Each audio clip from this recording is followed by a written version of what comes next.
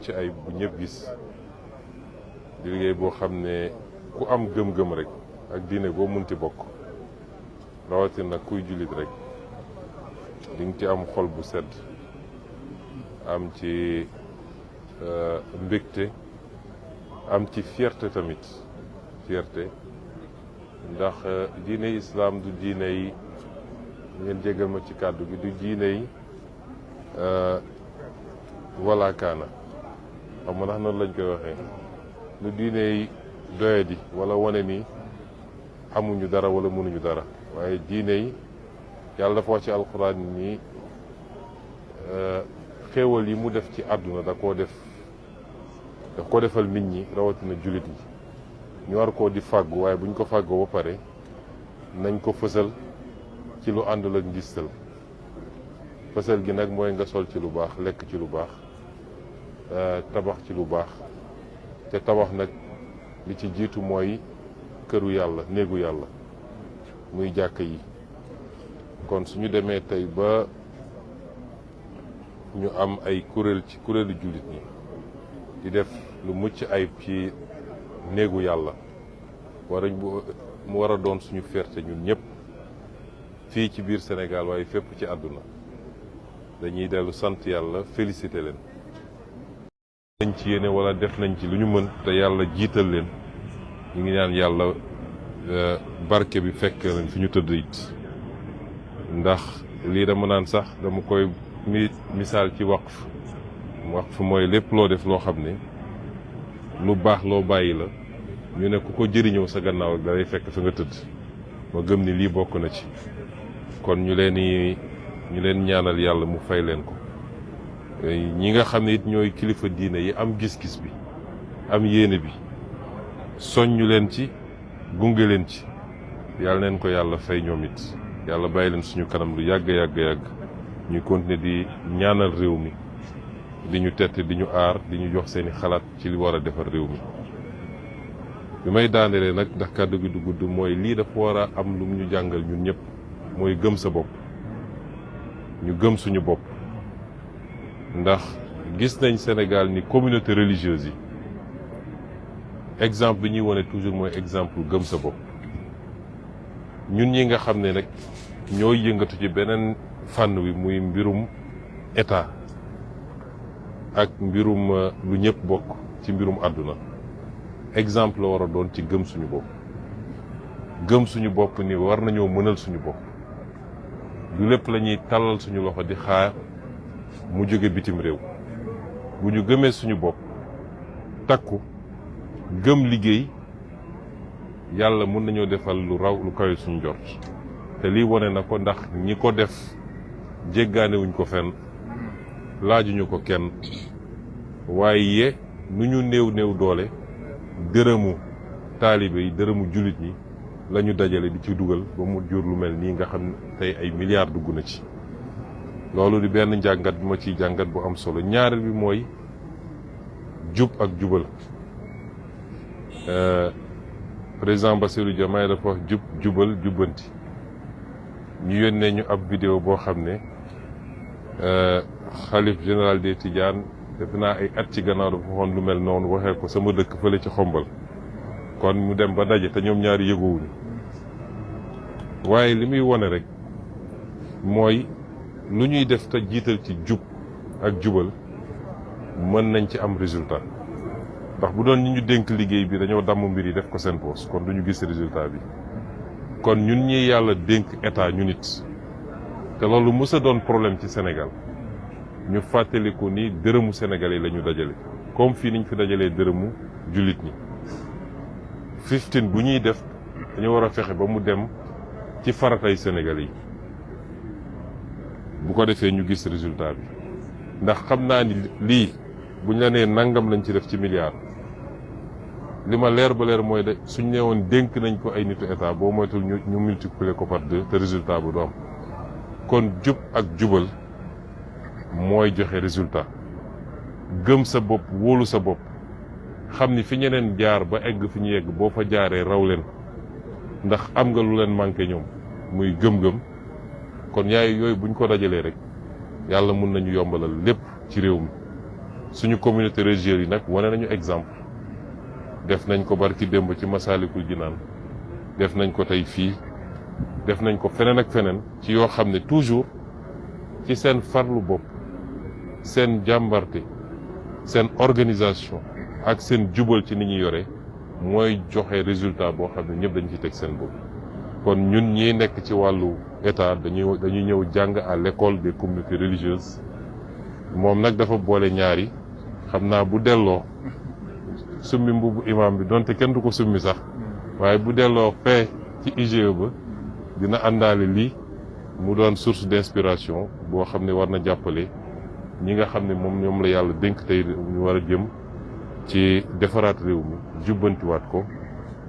loolu mooy jàngat yi nga xam ne ñu ngi koy am fii. On peut utiliser en français, monsieur le Premier ministre, votre mot suite à votre visite aujourd'hui à cette journée de remise officielle des clés de la grande mosquée. Oui, rendre grâce à Dieu et formuler les prières à l'endroit du sceau des prophètes. Nous réjouir d'être ici, j'avais oublié de le dire en version wolof, d'ailleurs en ce jour particulier, qui est le jour anniversaire du rappel à Dieu de l'un des plus illustres du Sénégal, en l'occurrence notre grand-père Abdoul Aziz Sy Dabakh. Et il est heureux que la remise de la clé de la mosquée coïncide avec la célébration de la naissance du prophète, mais coïncide également avec cet anniversaire extrêmement important pour nous tous par rapport relativement à la dimension de l'homme qui était Mame Abdou Aziz Dabakh. C'est beaucoup de choses qui coïncident en même temps aujourd'hui et qui donnent une symbolique particulière à notre présence ici au nom du président Bassirou Diomaye Faye, qui nous a chargé au-delà de notre présence symbolique ici de délivrer un message au khalife général des Tidjanes pour réitérer tout son engagement à côté de nos communautés religieuses, de quelque obédience qu'elles soient, à être présent à côté d'elles, à les accompagner, puisque pour nous, il est temps de formaliser les relations entre le culte et l'État. Réitérer également toute sa satisfaction d'avoir été accueilli comme il l'a été il y a 2 jours ici à Tivaouane, et marquer sa présence pour cet important événement. Et au-delà, assurer toutes les communautés religieuses et en l'occurrence ici le khalife général des Tidjanes de toute sa volonté à continuer à accompagner, à aider à finaliser les derniers réglages, puisqu'on est au dernier réglage, pour l'opérationnalisation parfaite de cet ouvrage qui suscite la fierté de tous les croyants. Au-delà, me réjouir aussi de l'accueil qui nous a été réservé par le khalife et toute la famille de Seydi Hadji Malick Sy. Me réjouir de l'accueil également qui nous a été réservé par le comité, à la tête duquel se trouve notre grand frère Mamadou Makhtar Cissé. Les féliciter pour le travail qui a été fait, qui est impressionnant. Ce que nous avons visité est impressionnant et je le réitère encore, suscite énormément de fierté et d'envie même. Quand je vous envie, j'aurais aimé être là, dans ce comité, pour pouvoir bénéficier de toutes les grâces et vous dire que les ouvrages comme ça ne sont pas édifiés pour faire du tapalé. C'est une nécessité. L'islam n'est pas une religion de misérabilisme, de pauvreté. C'est une religion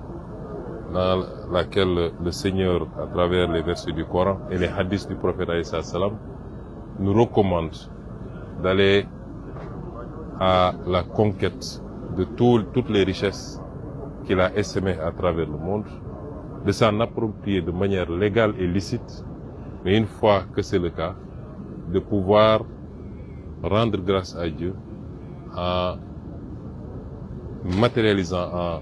en extériorisant les bienfaits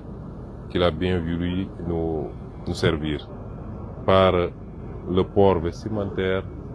par l'alimentation saine, par l'édification et la modernisation de nos cités, mais surtout par l'édification aussi des lieux de culte à la dimension de ce qu'est l'islam. Et c'est pourquoi c'est important d'avoir ce genre d'édifice qui n'est pas en compétition avec la construction d'hôpitaux ou d'autres infrastructures comme certains ont tendance à le penser. Mais la foi est un élément déterminant pour tout le monde, particulièrement les Sénégalais, et elle nourrit l'âme et la conscience des croyants. Il est important que cette foi puisse être vivifiée, magnifiée, aussi bien immatériellement que matériellement. Et ici, on est dans la vivification matérielle de cette foi. Et c'est pourquoi nous nous réjouissons et nous félicitons le comité, nous félicitons le khalife général et toute la famille qui, pendant des années, n'ont eu de cesse dans la persévérance et dans l'endurance, de continuer brique après brique à travailler, à édifier cet ouvrage qui sera, à n'en point douter, un élément d'attraction au-delà du Sénégal et ce qui s'inscrit d'ailleurs dans le cadre de notre politique touristique de stimuler le tourisme religieux également. Et c'est pourquoi ici on a le spirituel qui vient rencontrer le temporel pour être au service des Sénégalais, aussi bien pour leur préoccupation matérielle que pour la vivification spirituelle de leur âme. Et je voudrais terminer par en tirer deux enseignements extrêmement importants. En tout cas pour l'homme d'État que je suis, nous devons toujours être à l'école des religieux qui nous démontrent une fois de plus qu'il faut d'abord qu'on croit en nous-mêmes, qu'on a les capacités endogènes, si on y croit, de faire ce qu'on doit faire sans avoir besoin de tendre la main. Si je prends à l'échelle étatique, nous avons toutes sortes de ressources naturelles, nous avons une jeunesse, nous avons des terres. Il manquait peut-être le petit déclic en termes de leadership, mais si nous croyons en nous, nous réagissons, nous avons la capacité de propulser nous-mêmes notre progrès économique et social que tout le monde attend depuis longtemps. Et c'est ce que symbolise cet ouvrage. Et je ne pense pas que le khalife ou toute la communauté de qui que ce soit, c'est les contributions des croyants qui ont permis d'édifier cet ouvrage. Et le second enseignement qui est tout aussi important, c'est que tout ce qu'on fait dans la transparence, en mettant en avant les vertus de probité, d'intégrité, produit des résultats. Et je suis à peu près sûr que, et je ne le dis pas pour flatter le président du comité, le comité lui-même, je suis à peu près sûr qu'ils ont beaucoup plus mis de leur poche plutôt que de détourner les contributions des croyants. Et cette gestion saine et vertueuse a permis d'avoir ce résultat qu'on n'aurait pas eu si on a été dans un autre cadre. D'abord, ça aurait été largement surfacturé, mais au finish, on n'aurait pas eu cette qualité dans le rendu.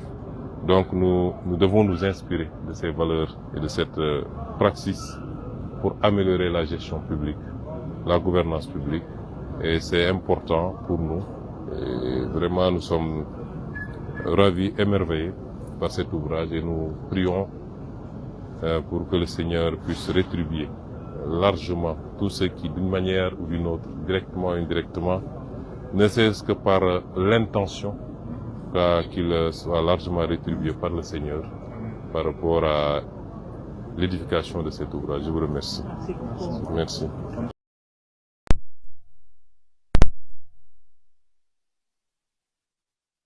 bu mucc ay bu ñëpp gis di liggéey boo xam ne ku am gëm-gëm rek ak diine boo munti bokk rawatina kuy jullit rek di nga ci am xol bu sedd am ci mbégte am ci fierté tamit fierté ndax diine islam du diine yi ngeen jégal ma ci kàddu gi du diine yi wala kaana xam nga ndax noonu lañ koy waxee du diine yi doyadi wala wane ni amuñu dara wala mënuñu dara waaye diine yi yàlla dafa wax ci alxuraan ni xéewal yi mu def ci àdduna daf koo defal nit ñi rawatina jullit yi ñu war koo di fàggu waaye buñ ko fàggoo ba pare nañ ko fësal ci lu àndul ak ngistal fasal gi nag mooy nga sol ci lu baax lekk ci lu baax tabax ci lu baax te tabax nag li ci jiitu mooy këru yàlla néegu yàlla muy jàkka yi kon suñu demee tey ba ñu am ay kuréel ci kuréelu jullit ñi di def lu mucc ayib ci néegu yàlla mu war a doon suñu fierté ñun ñëpp fii ci biir Sénégal waaye fépp ci àdduna dañuy dellu sant yàlla félicité leen nañ ci yéene wala def nañ ci lu ñu mën te yàlla jiital leen ñu ngi ñaan yàlla barke bi fekk leen fi ñu tëdd it ndax lii dama naan sax dama koy misaal ci waqf mooy lépp loo def loo xam ne lu baax loo bàyyi la ñu ne ku ko jëriñoo sa gannaaw ak dalay fekk fi nga tëdd ma gëm ni lii bokk na ci kon ñu leen ñaanal yàlla mu fay leen ko ñi nga xam ne it ñooy kilifa diine yi am gis-gis bi am yéene bi soññu leen ci gunge leen ci yàlla neen ko yàlla fay ñoom it yàlla bàyyi leen suñu kanam lu yàgg ñu continuer di ñaanal réew mi di ñu tette di ñu aar di ñu jox seeni xalaat ci li war a defar réew mi bi may daanelee nag ndax kàddu gi du gudd mooy lii dafa war a am lu mu ñu jàngal ñun ñëpp mooy gëm sa bopp ñu gëm suñu bopp ndax gis nañ Sénégal ni communauté religieuse yi exemple bi ñuy wone toujours mooy exemple gëm sa bopp ñun ñi nga xam ne nag ñooy yëngatu ci beneen fànn wi muy mbirum état ak mbirum lu ñëpp bokk ci mbirum àdduna exemple la war a doon ci gëm suñu bopp ni war nañoo mënal suñu bopp du lépp la ñuy tàllal suñu loxo di xaar mu jóge bitim réew bu ñu gëmee suñu bopp takku gëm liggéey yàlla mën nañoo defal lu raw lu kawe suñu jort te lii wone na ko ndax ñi ko def jéggaanewuñ ko fenn laajuñu ko kenn waaye nu ñu néew doole dërëmu taalibe yi dërëmu jullit ñi la ñu dajale di ci dugal ba mu jur lu mel nii nga xam ne tey ay milliards dugg na ci loolu di benn njàngat bi ma ciy jàngat bu am solo ñaareel bi mooy jub ak jubal président Bassirou Diomaye dafa wax jubal jubbanti ñu yónnee ñu ab vidéo boo xam ne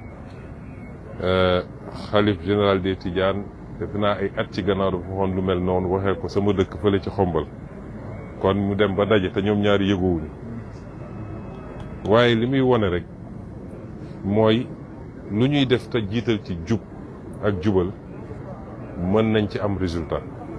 ndax bu doon ñi ñu dénk liggéey bi dañoo damm mbir yi def ko seen poos kon du ñu gis résultat bi kon ñun ñi yàlla dénk état ñu nit te loolu mës a doon problème ci Sénégal ñu fàttaliku ni dërëmu Sénégal yi la ñu dajale comme fii niñ fi dajalee dërëmu jullit ñi 15 bu ñuy def dañu war a fexe ba mu dem ci faratay Sénégal yi bu ko defee ñu gis résultat bi ndax xam naa ni lii buñ la nee nangam lañ ci def ci milliard li ma leer ba leer mooy de suñ nee woon dénk nañ ko ay nitu état boo moytul ñu multiplier ko par 2 te résultat bu du am kon jub ak jubal mooy joxe résultat gëm sa bopp wóolu sa bopp xam ni fi ñeneen jaar ba egg fi ñu yegg boo fa jaaree raw leen ndax am nga lu leen manqué ñoom muy gëm-gëm kon yooyu buñ ko dajalee rek yàlla mun nañu yombalal lépp ci réew mi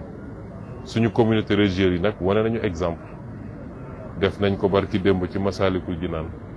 def nañ ko tey fii def nañ ko feneen ak feneen ci yoo xam ne toujours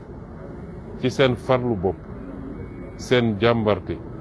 seen organisation ak seen jubal ci ni ñu yore mooy joxe résultat boo xam ne ñëpp dañ ci teg seen bopp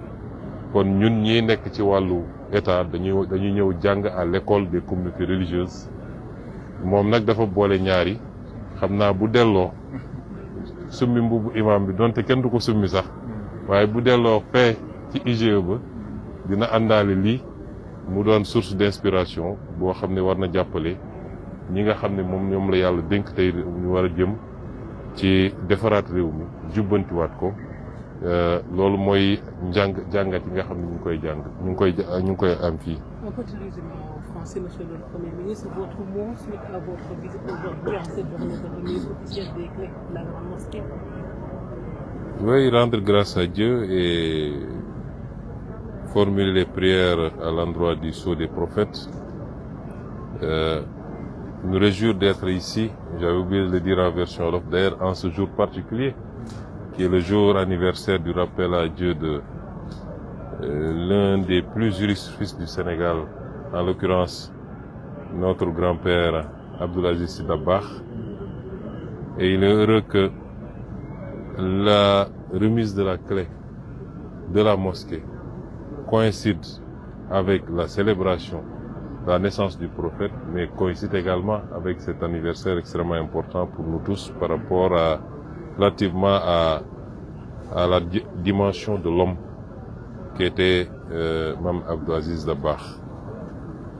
C'est beaucoup de choses qui coïncident en même temps aujourd'hui et qui donnent une symbolique particulière à notre présence ici au nom du président Bassirou Diomaye Faye, qui nous a chargé, au-delà de notre présence symbolique ici, de délivrer un message au khalife général des Tidjanes pour réitérer tout son engagement à côté de nos communautés religieuses, de quelque obédience qu'elles soient, à être présent à côté d'elles,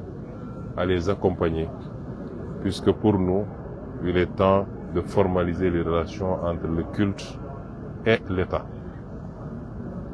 Réitérer également toute sa satisfaction d'avoir été accueilli comme il l'a été il y a 2 jours ici à Tivaouane, et marquer sa présence pour cet important événement. Et au-delà, assurer toutes les communautés religieuses et en l'occurrence ici le khalife général des Tidjanes de toute sa volonté à continuer à accompagner, à aider à finaliser les derniers réglages, puisqu'on est au dernier réglage, pour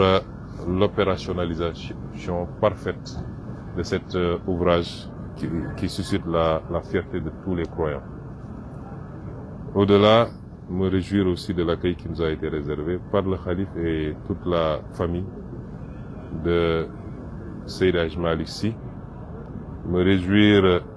de l'accueil également qui nous a été réservé par le comité, à la tête duquel se trouve notre grand frère Mamadou Makhtar Cissé. Les féliciter pour le travail qui a été fait, qui est impressionnant. Ce que nous avons visité est impressionnant et je le réitère encore, suscite énormément de fierté et d'envie même. Quand je vous envie, j'aurais aimé être là, dans ce comité, pour pouvoir bénéficier de toutes les grâces et vous dire que les ouvrages comme ça ne sont pas édifiés pour